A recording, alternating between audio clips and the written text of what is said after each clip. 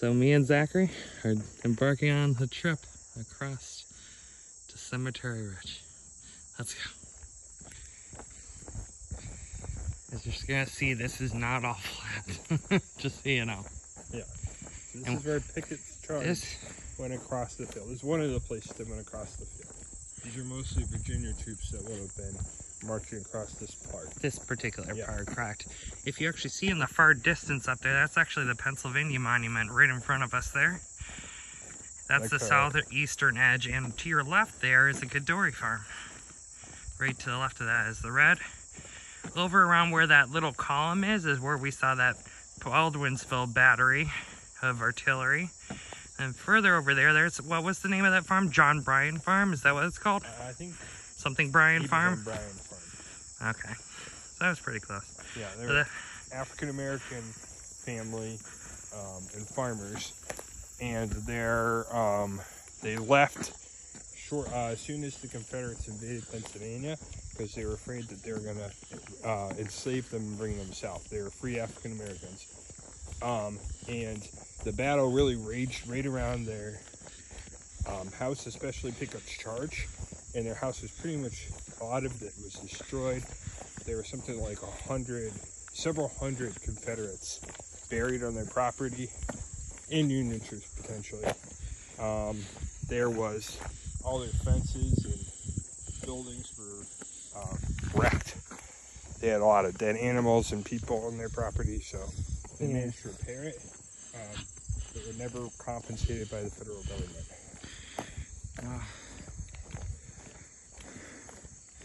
Over in front of us, this area is the clump of trees, I believe. It's not this clump, but that one, right? The smaller one between those. Not this one. I think it's the big one clump right there near the Gettysburg. Just past the Gettysburg farm. I think that might be. No, I think that's the area where we saw that monument to Willard. You might be right. It's kind of hard to tell from this perspective. It is. Well, let me see if I can zoom in a little bit with our camera here. That might be the copse of trees straight ahead. Yes, indeed. The copse of trees, Zachary, I think is that smaller one. Yeah, I think you're right. Because this is closer. The clump is closer to us than it was. That's where we're walking, is way over to that area by the Bryan farm. A bunch of artillery, so I imagine better artillery moved out into the field to support Pickett's charge. So just think that all along here, Colonel Alexander's stuff, pretty much south of here, was all Colonel Alexander under Longstreet's command, pretty much, of cannon. There were over 160, 170 cannons that lasted going from about 1 o'clock to almost 2:20, when Colonel Alexander finally said, for God's sakes, Longstreet, if you're going to do an attack, you need to send the men in now. Or something along that lines. I'm paraphrasing, but yeah, like he said, to do it now if you're going to be able to support the infantry attack. Yeah, so he said do it, or for heaven's sakes, we can't help you. This is the one that we want here. So there are two trails here that you can take. This is a straight one. This one is the one that is a lot straighter and is a lot easier to go over. It's straighter. The one we are going to take is the one that shows, to the best of the Park Service's ability, the left obliques that they think that they possibly could have taken at the time of the battle. Yeah, so when they, what's it called? The Confederate troops, when they were crossing the field, they're spread out a long ways on both sides of us right here. So they're spread out really far, but they concentrated on a single point, which is the copse of trees, right? So in order to do that, they started marching straight out and then started moving, veering off to the left, and then straighten back out again. Right. And the idea was they're supposed to be kind of trying to fool the Union Army, so they couldn't figure out where they were going. But I think it actually exposed them on the side to a lot of cannon fire, and in fact, from even the north, infantry fire. Over there. Because what happened is on both sides of the field, north and south, the Union regiments swung out and actually fired right into the side of the Confederates. Yeah.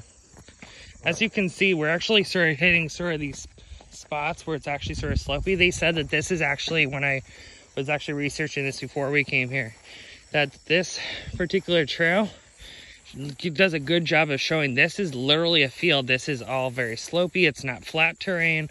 These guys were doing this in 100-degree heat on a hot, humid summer day and blistering sun, going across a field, trying to stay in their position and in their regiment and in their brigade with their corps as best they could. But look how spread out this is. Not to mention all these hills don't make it easy. As it is, if Armistead's brigade, who was in support at this Virginia monument back here, he was in support behind the main brigades that were in front of him of Pickett's division. He got over to just west of the Gettysburg Farm. See, we're low enough now we can't even see it anymore. Yeah, that's just to give you an idea how much elevation we've gone down in the last, I don't know, minute or so. You can't even see it anymore. He had to sort of redirect himself around just to the right of the Gettysburg Farm. And start working to the left and doing his oblique at that point, because they're like, oh, well, that's sort of our end-off spot for our corps, or our part of our that we're not supposed to go any further to the right. We're supposed to go to the left to go towards this spot instead. So you can almost imagine as you walk through these fields here, 12,000 Confederates marching across these fields, all in, you know, kind of like staggered. Right, and we're going to probably about the same pace that they were, just to give you an idea. And they would have been under heavy cannon fire. Back from here, where we are right now, we can see where the Union cannon positions were. So you would have had some right there on Cemetery Hill or Cemetery Ridge, firing straight at them. And then over there, you can see Big Round Top and Little Round Top. They had cannons on top of them. They were firing straight into them over here. Yeah. Yep. So and you're having artillery fire. Cannon fire probably from Culp's Hill, which is a little further. You can't really see it. It's past those buildings, past Cemetery Hill in front of us. Hundreds of guns concentrated on here. And we're still quite a bit of a ways from the Seminary Ridge. Yeah, and just to give you an idea, over to our left here, actually, we're now sort of seeing it a little bit. That's where the North Carolina men were coming from in Tennessee. So Tennessee would be first, and then North Carolina right after it. Sorry, finger, right in the middle of the video here. And then we had Tennessee, then North Carolina kind of regiments. And Virginia is where we were. So we're coming from about where the statue is behind us. Yeah. There. Look how far we've already come. Yeah, but you have to remember that we turned. We did turn, that's correct. Yeah, but, and we have quite a bit of a ways to go. But like I said, to Gettysburg Road yet. They had, I think they said Longstreet said in his report they had 2 to 3 planned left obliques. This is the first one. Yeah. That the Park Service, to their best of their knowledge, for this particular part of the Virginia Corps that went out under Pickett, this is what they thought, to the best of their ability, the first oblique was. Yeah. So this left was planned. But remember, this is about 3,000 to 4,000 troops in this particular division that are making this, going down and trying to swing, if you can imagine that, swinging through here as one big turn, Zach. Yeah. 3,000 to 4,000 troops, can you imagine? Yeah. Swinging in this general direction. And then you see this fence line. The fence lines were one of the obstacles that they had on the field. They had to climb these or dismantle them. That slowed them down. Meanwhile, at this point, they're in full view of Cemetery Ridge right there. Oh, absolutely. Very clear view. They know what they're doing now with the Union troops, and they're in full view. And as we're marching here, they're flanked. Their left side is completely exposed. And you never want your flank to be exposed, because that means that it's more likely that you're gonna get hit. That's how, like, when troops get hit from the side, that's more likely for them to collapse or panic. And so they're firing at them right from here. And they haven't even got to Gettysburg Road yet, which is really kind of dividing that. Yeah, and right to your left over here, you can sort of see the town of Gettysburg has moved forward a little bit over time. But over that general direction is where they actually had some artillery, as well as I think a regiment or two moved in over there and did like a charge that eventually would hit them over in the angle over by the Bryan farm. And hit into the flank of those last few that were hitting the angle.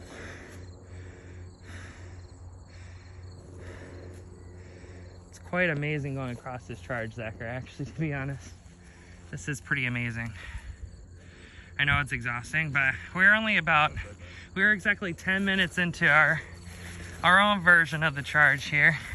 Yeah, like I said, literally. What these plants are that they plant. They're supposed to kind of simulate the crops that they would have been growing. Yeah. But it might just be some kind of ground cover that they could put here, just to kind of make it look like there's something growing. Yeah. When really it's just.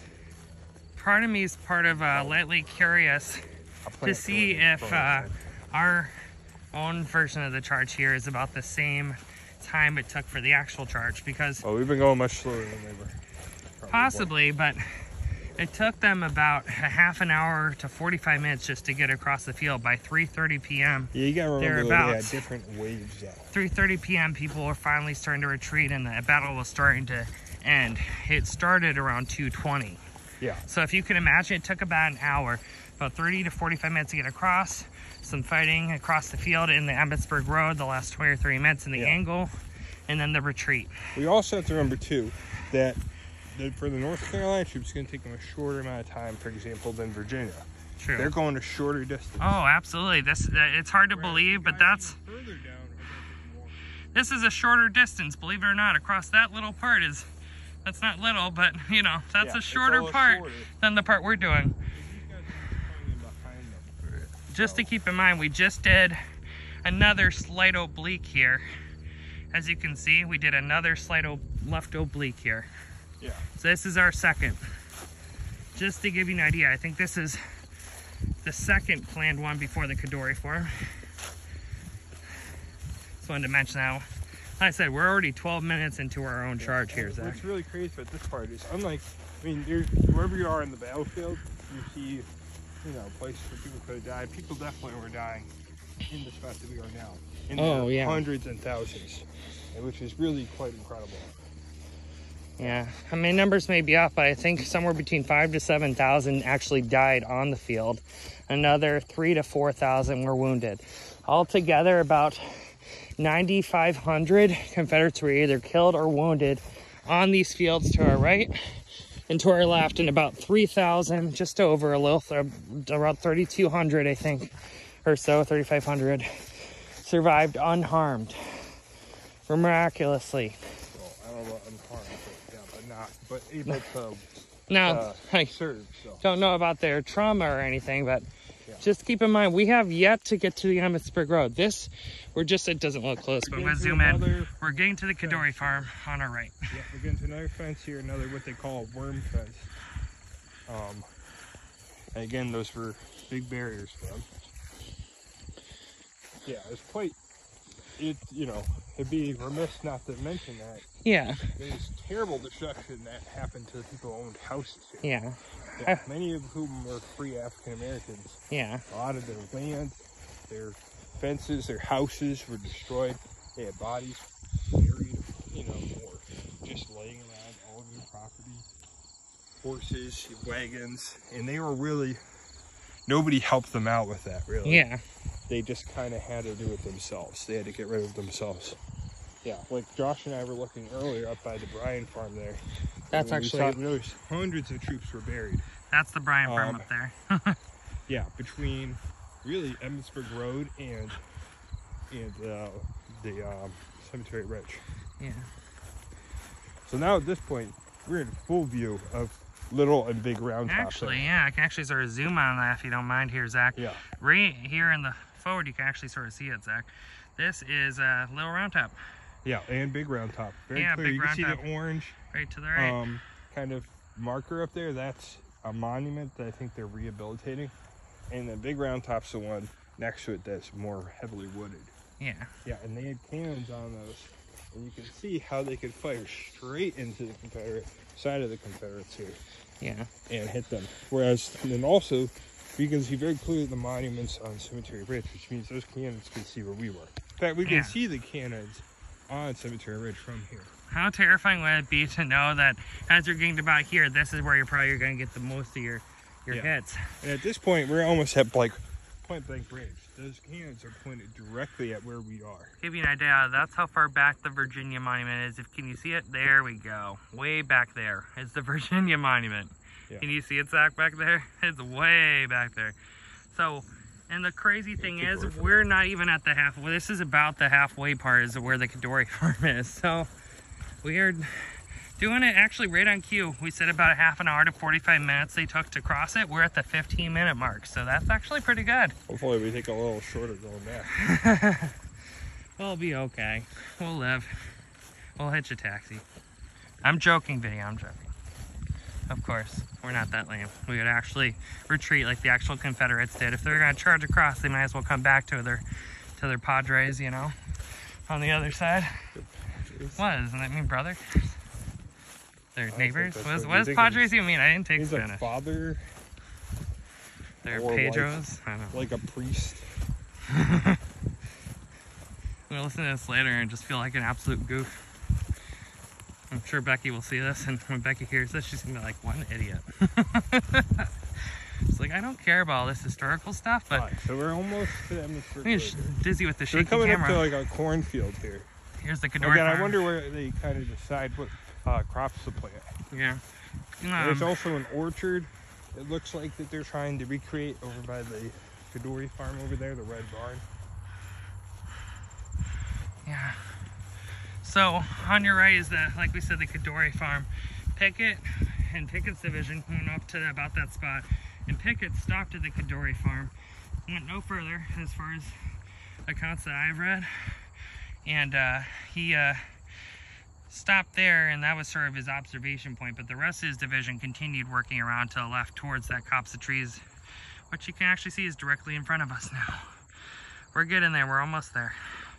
We are actually approaching up here the Emmitsburg Road. And Emmitsburg Road is where they would get absolute gunfire, musket fire starting to happen around this point, not to mention cannon fire just laying into them at this point. It wasn't until Armistead with his hat on his sword charged forward and said, "Are you with me, boys? Come on, Virginians," and pretty much inspired them to do one last charge. Problem is, if Armistead's the one making that charge to go forward, that's a problem.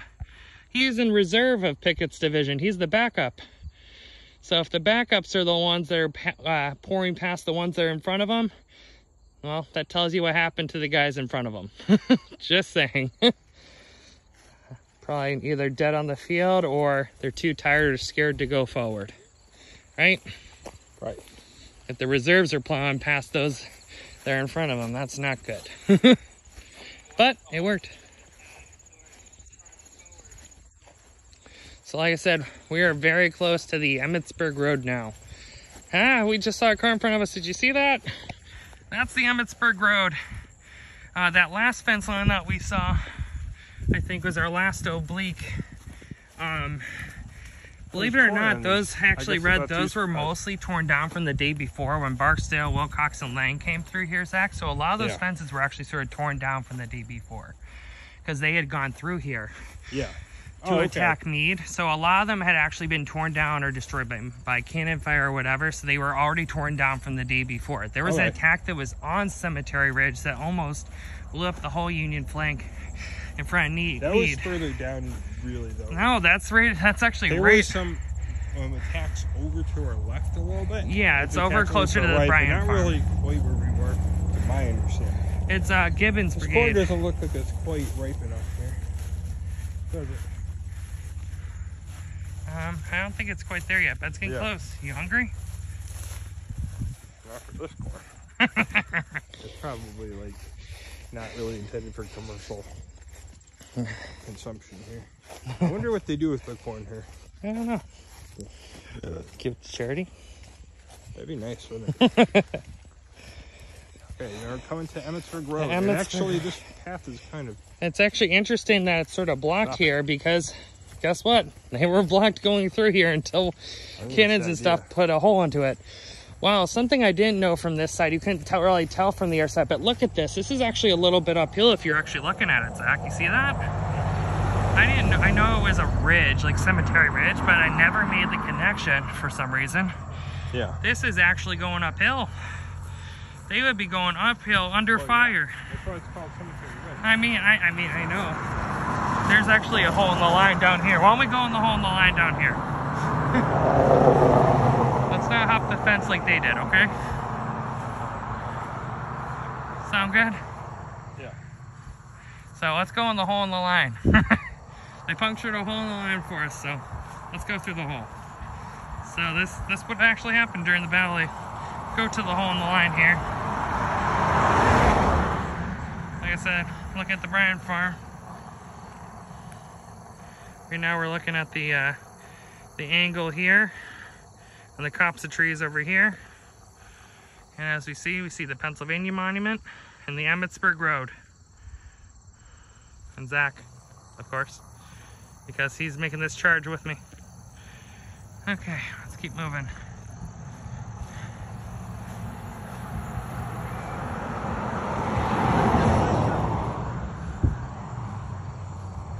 So, unlike in reality, we're actually on a charge without getting hit by a car.